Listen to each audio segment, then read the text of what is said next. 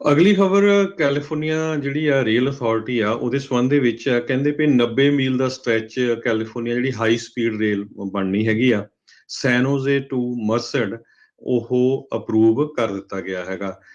Fresno ਦੇ ਕੋਲ ਵੀ ਬਹੁਤ ਲੰਮਾ ਸਟ੍ਰੈਚ ਬਣ ਚੁੱਕਾ ਹੈਗਾ। ਅਲਟੀਮੇਟਲੀ ਸੈਨ ਫਰਾਂਸਿਸਕੋ ਨੂੰ ਲਾਸ ਐਂਜਲਸ ਦੇ ਨਾਲ ਜੋੜਨ ਦੀ ਗੱਲ ਆ ਹਾਈ ਸਪੀਡ ਰੇਲ ਦੇ ਨਾਲ, ਪਰ ਇਸ ਪ੍ਰੋਜੈਕਟ ਦੇ ਉੱਤੇ 5 ਟਾਈਮਸ ਜ਼ਿਆਦਾ ਪੈਸੇ ਲੱਗ ਚੁੱਕੇ ਹੈਗੇ ਆ ਜਿੰਨਾ ਇਹ ਐਕਸਪੈਕਟ ਕੀਤਾ ਸੀ।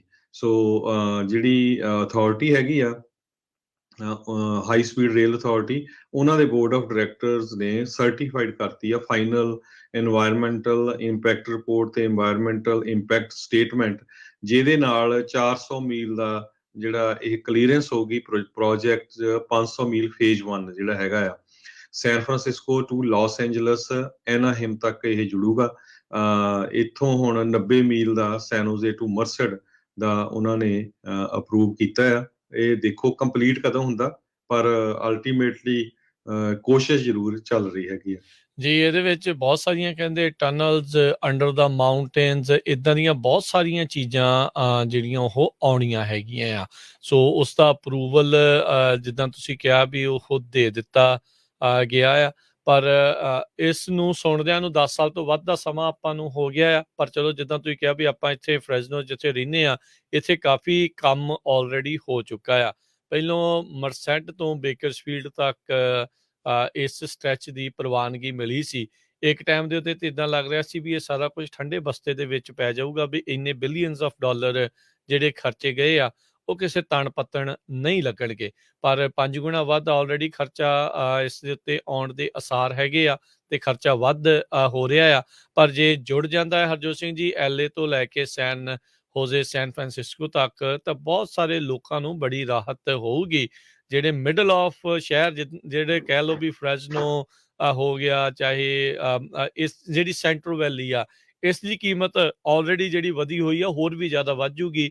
ਵੀ ਕੋਈ ਵੀ ਫਿਰ ਉਹ ਮਹਿੰਗੇ ਸ਼ਹਿਰਾਂ ਦੇ ਵਿੱਚ ਸ਼ਾਇਦ ਰਹਿਣਾ ਪਸੰਦ ਨਾ ਕਰੇ ਤੇ ਵਾਕਿਆ ਹੀ ਜੇ ਅੱਧੇ ਪੌਣੇ ਘੰਟੇ 'ਚ ਜਾਂ 1 ਘੰਟੇ 'ਚ ਇਹ ਸਫ਼ਰ ਤੈਅ ਹੋ ਜਾਂਦਾ ਹੋਵੇ। ਸੋ ਲੈਟਸ ਸੀ ਕੀ ਬਣਦਾ ਆ। 10 ਸਾਲ ਆਲਰੇਡੀ ਲੱਗ ਗਏ ਆ, ਜੇ ਅਗਲੇ 10 ਸਾਲਾਂ 'ਚ ਵੀ ਪੂਰਾ ਹੋ ਜਾਊਗਾ ਮੈਂ ਕਹੂੰਗਾ ਵੀ ਤਾਂ ਵੀ ਬੜੀ ਬੱਲੇ ਬੱਲੇ ਆ ਇਹ ਹੋਊਗੀ। ਪਰ ਲੈਟਸ ਸੀ ਬਣਦਾ ਕੀ ਆ। ਕੰਮ ਬੜਾ ਸਲੋ ਧੀਮੀ ਗਤੀ ਦੇ ਨਾਲ ਜਿਹੜਾ ਉਹ ਚੱਲ ਰਿਹਾ ਹੈਗਾ। ਸੈਂਟਰਲ ਵੈਲੀ ਦੇ ਵਿੱਚ 119 ਮੀਲ ਦੇ ਜਿਹੜੀ ਲੰਮੀ ਰੇਲਵੇ ਲਾਈਨ ਆ ਉਹਦੇ ਉੱਤੇ 35 ਐਕਟਿਵ ਜੌਬ ਸਾਈਟਸ ਦੇ ਉੱਤੇ ਕੰਮ ਹੋ ਰਿਹਾ ਹੈ।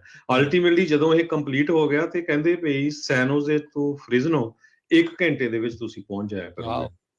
ਜੀ ਗੱਡੀ ਦੇ ਉੱਤੇ ਆਪਾਂ ਨੂੰ 2.5 ਘੰਟੇ ਜਿਹੜੇ ਆ ਉਹ ਇਸ ਟਾਈਮ ਲੱਗਦੇ ਨੇ, ਉਹ ਵੀ ਜੇ ਆਪਾਂ ਸਟਾਪ ਨਹੀਂ ਕਰਦੇ ਨਹੀਂ ਤਾਂ 3 ਘੰਟੇ ਲੱਗ ਜਾਂਦੇ ਆ ਜੀ। ਅਗਲੀ ਖਬਰ ਕੈਲੀਫੋਰਨੀਆ ਜਿਹੜੀ ਆ ਰੇਲ ਅਥਾਰਟੀ ਆ ਉਹਦੇ ਸੰਬੰਧ ਦੇ ਵਿੱਚ ਆ ਕਹਿੰਦੇ ਵੀ 90 ਮੀਲ ਦਾ ਸਟ੍ਰੈਚ ਕੈਲੀਫੋਰਨੀਆ ਜਿਹੜੀ ਹਾਈ ਸਪੀਡ ਰੇਲ ਬਣਨੀ ਹੈਗੀ ਆ ਸੈਨੋਜ਼ੇ ਟੂ ਮਰਸਡ ਉਹ ਅਪਰੂਵ ਕਰ ਦਿੱਤਾ ਗਿਆ ਹੈਗਾ। ਫ੍ਰਿਜ਼ਨੋ ਦੇ ਕੋਲ ਵੀ ਬਹੁਤ ਲੰਮਾ ਸਟ੍ਰੈਚ ਬਣ ਚੁੱਕਾ ਹੈਗਾ। ਅਲਟੀਮੇਟਲੀ ਸੈਨ ਫਰਾਂਸਿਸਕੋ ਨੂੰ ਲਾਸ ਐਂਜਲਸ ਦੇ ਨਾਲ ਜੋੜਨ ਦੀ ਗੱਲ ਆ ਹਾਈ ਸਪੀਡ ਰੇਲ ਦੇ ਨਾਲ, ਪਰ ਇਸ ਪ੍ਰੋਜੈਕਟ ਦੇ ਉੱਤੇ 5 ਟਾਈਮਸ ਜ਼ਿਆਦਾ ਪੈਸੇ ਲੱਗ ਚੁੱਕੇ ਹੈਗੇ ਆ ਜਿੰਨਾ ਇਹ ਐਕਸਪੈਕਟ ਕੀਤਾ ਸੀ। ਸੋ ਜਿਹੜੀ ਅਥਾਰਟੀ ਹੈਗੀ ਆ ਹਾਈ ਸਪੀਡ ਰੇਲ ਅਥਾਰਟੀ, ਉਹਨਾਂ ਦੇ ਬੋਰਡ ਆਫ ਡਾਇਰੈਕਟਰਸ ਨੇ ਸਰਟੀਫਾਈਡ ਕਰਤੀ ਆ ਫਾਈਨਲ ਇਨਵਾਇਰਮੈਂਟਲ ਇੰਪੈਕਟ ਰਿਪੋਰਟ ਤੇ ਇਨਵਾਇਰਮੈਂਟਲ ਇੰਪੈਕਟ ਸਟੇਟਮੈਂਟ, ਜਿਹਦੇ ਨਾਲ 400 ਮੀਲ ਦਾ ਜਿਹੜਾ ਇਹ ਕਲੀਅਰੈਂਸ ਹੋਗੀ ਪ੍ਰੋਜੈਕਟ 500 ਮੀਲ ਫੇਜ਼ 1 ਜਿਹੜਾ ਹੈਗਾ ਆ San Francisco to Los Angeles Anaheim ਤੱਕ ਇਹ ਜੁੜੂਗਾ। ਇੱਥੋਂ ਹੁਣ 90 ਮੀਲ ਦਾ ਸੈਨੋਜ਼ੇ ਟੂ ਮਰਸਡ ਦਾ ਉਹਨਾਂ ਨੇ ਅਪਰੂਵ ਕੀਤਾ ਆ। ਇਹ ਦੇਖੋ ਕੰਪਲੀਟ ਕਦੋਂ ਹੁੰਦਾ, ਪਰ ਅਲਟੀਮੇਟਲੀ ਕੋਸ਼ਿਸ਼ ਜ਼ਰੂਰ ਚੱਲ ਰਹੀ ਹੈਗੀ ਆ। ਜੀ ਇਹਦੇ ਵਿੱਚ ਬਹੁਤ ਸਾਰੀਆਂ ਕਹਿੰਦੇ ਟਨਲਸ ਅੰਡਰ ਦਾ ਮਾਊਂਟੇਨਸ ਇਦਾਂ ਦੀਆਂ ਬਹੁਤ ਸਾਰੀਆਂ ਚੀਜ਼ਾਂ ਜਿਹੜੀਆਂ ਉਹ ਆਉਣੀਆਂ ਹੈਗੀਆਂ ਆ। ਸੋ ਉਸ ਦਾ ਅਪਰੂਵਲ ਜਿੱਦਾਂ ਤੁਸੀਂ ਕਿਹਾ ਵੀ ਉਹ ਦੇ ਦਿੱਤਾ ਗਿਆ ਆ। ਪਰ ਇਸ ਨੂੰ ਸੁਣਦਿਆਂ ਨੂੰ 10 ਸਾਲ ਤੋਂ ਵੱਧ ਦਾ ਸਮਾਂ ਆਪਾਂ ਨੂੰ ਹੋ ਗਿਆ ਆ। ਪਰ ਚਲੋ ਜਿੱਦਾਂ ਤੁਸੀਂ ਕਿਹਾ ਵੀ ਆਪਾਂ ਇੱਥੇ ਫ੍ਰੈਜ਼ਨੋ ਜਿੱਥੇ ਰਹਿੰਦੇ ਆ, ਇੱਥੇ ਕਾਫੀ ਕੰਮ ਆਲਰੇਡੀ ਹੋ ਚੁੱਕਾ ਆ। ਪਹਿਲੋਂ ਮਰਸੈਂਟ ਤੋਂ ਬੇਕਰਸਫੀਲਡ ਤੱਕ ਇਸ ਸਟ੍ਰੈਚ ਦੀ ਪ੍ਰਵਾਨਗੀ ਮਿਲੀ ਸੀ। ਇੱਕ ਟਾਈਮ ਦੇ ਉੱਤੇ ਤਾਂ ਇੱਦਾਂ ਲੱਗ ਰਿਹਾ ਸੀ ਵੀ ਇਹ ਸਾਰਾ ਕੁਝ ਠੰਡੇ ਬਸਤੇ ਦੇ ਵਿੱਚ ਪੈ ਜਾਊਗਾ, ਵੀ ਇੰਨੇ ਬਿਲੀਅਨਸ ਆਫ ਡਾਲਰ ਜਿਹੜੇ ਖਰਚੇ ਗਏ ਆ ਉਹ ਕਿਸੇ ਤਣ ਪੱਤਣ ਨਹੀਂ ਲੱਗਣਗੇ। ਪਰ 5 ਗੁਣਾ ਵੱਧ ਆਲਰੇਡੀ ਖਰਚਾ ਇਸ ਦੇ ਉੱਤੇ ਆਉਣ ਦੇ ਆਸਾਰ ਹੈਗੇ ਆ ਤੇ ਖਰਚਾ ਵੱਧ ਹੋ ਰਿਹਾ ਆ। ਪਰ ਜੇ ਜੁੜ ਜਾਂਦਾ ਹੈ ਹਰਜੋਤ ਸਿੰਘ ਜੀ LA ਤੋਂ ਲੈ ਕੇ ਸੈਨ ਫਰਾਂਸਿਸਕੋ ਤੱਕ, ਤਾਂ ਬਹੁਤ ਸਾਰੇ ਲੋਕਾਂ ਨੂੰ ਬੜੀ ਰਾਹਤ ਹੋਊਗੀ।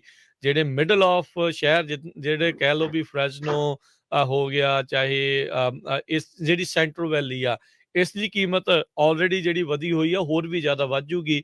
ਵੀ ਕੋਈ ਵੀ ਫਿਰ ਉਹ ਮਹਿੰਗੇ ਸ਼ਹਿਰਾਂ ਦੇ ਵਿੱਚ ਸ਼ਾਇਦ ਰਹਿਣਾ ਪਸੰਦ ਨਾ ਕਰੇ ਤੇ ਵਾਕਿਆ ਹੀ ਜੇ ਅੱਧੇ ਪੌਣੇ ਘੰਟੇ 'ਚ ਜਾਂ 1 ਘੰਟੇ 'ਚ ਇਹ ਸਫ਼ਰ ਤੈਅ ਹੋ ਜਾਂਦਾ ਹੋਵੇ। ਸੋ ਲੈਟਸ ਸੀ ਕੀ ਬਣਦਾ ਆ। 10 ਸਾਲ ਆਲਰੇਡੀ ਲੱਗ ਗਏ ਆ, ਜੇ ਅਗਲੇ 10 ਸਾਲਾਂ 'ਚ ਵੀ ਪੂਰਾ ਹੋ ਜਾਊਗਾ, ਮੈਂ ਕਹੂੰਗਾ ਵੀ ਤਾਂ ਵੀ ਬੜੀ ਬੱਲੇ ਬੱਲੇ ਆ ਇਹ ਹੋਊਗੀ। ਜੀ ਪਰ ਲੈਟਸ ਸੀ ਬਣਦਾ ਕੀ ਆ। ਕੰਮ ਬੜਾ ਸਲੋ ਧੀਮੀ ਗਤੀ ਦੇ ਨਾਲ ਜਿਹੜਾ ਉਹ ਚੱਲ ਰਿਹਾ ਹੈਗਾ ਆ। ਸੈਂਟਰਲ ਵੈਲੀ ਦੇ ਵਿੱਚ 119 ਮੀਲ ਦੇ ਜਿਹੜੀ ਲੰਮੀ ਰੇਲਵੇ ਲਾਈਨ ਆ, ਉਹਦੇ ਉੱਤੇ 35 ਐਕਟਿਵ ਜੌਬ ਸਾਈਟਸ ਦੇ ਉੱਤੇ ਕੰਮ ਹੋ ਰਿਹਾ ਹੈ।